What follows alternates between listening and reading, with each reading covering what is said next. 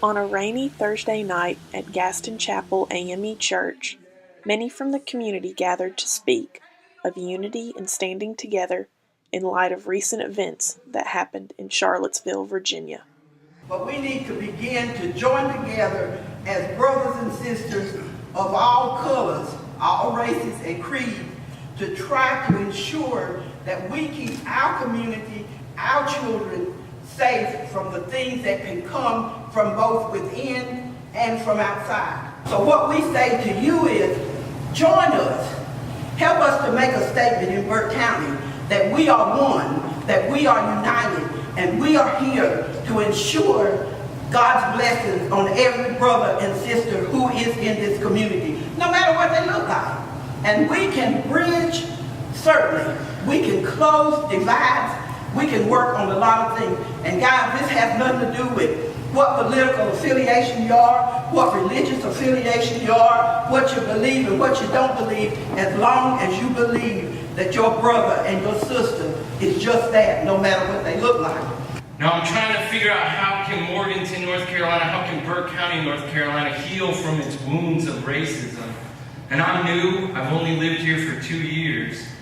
But I noticed we have a lot of things commemorating our history in the courthouse square. But one thing I've learned, I contacted the Equal Justice Initiative. It's started by a man named Brian Stevenson. And I said, hey, I'm interested in getting a memorial in our town to the victims of lynchings. And they wrote back the next day a 15-page PDF, and they said there are 2 documented, verified victims of lynching in Burke County. The first was in 1881, the second was in 1927, a man named Brodus Miller. He was hung from a tree in the courthouse square, and his body was dragged around town, especially down Bouchelle Street, to send a message, a terrorist message. Do not step out of line, or this could be you. These people's stories have never been told in our city.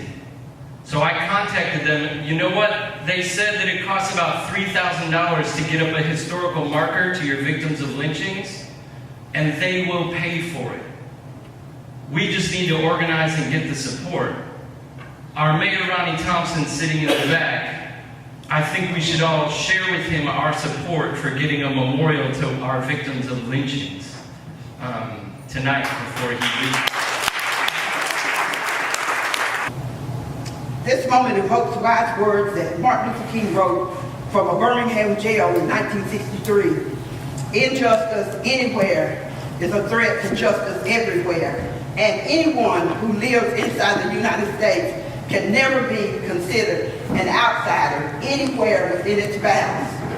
This is a call for action for the American people, activists, religious organizations, white evangelics, and all allies to continue to work together to root out hatred and bigotry wherever it exists. The NAACP is and will continue to be steadfast in the fight against discrimination, prejudice, and hatred throughout these United States. We belong and we are not afraid. The NAACP will fight, we will stand, and we shall not be moved by these cowardly groups.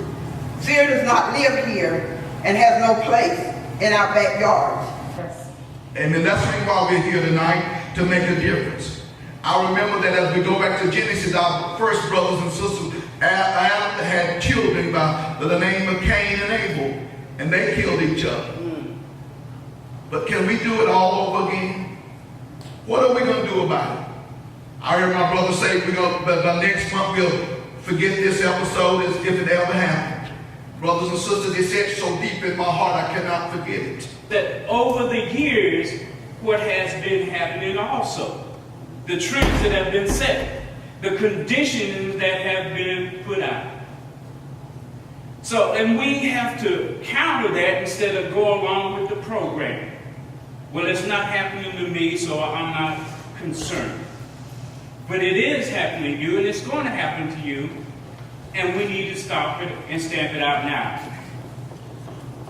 We need to continue to stop ignoring what we know is here. For years we've lived here, around the world, This very street I was born and raised on, as he talked about who was dragged down the street on that dirt road.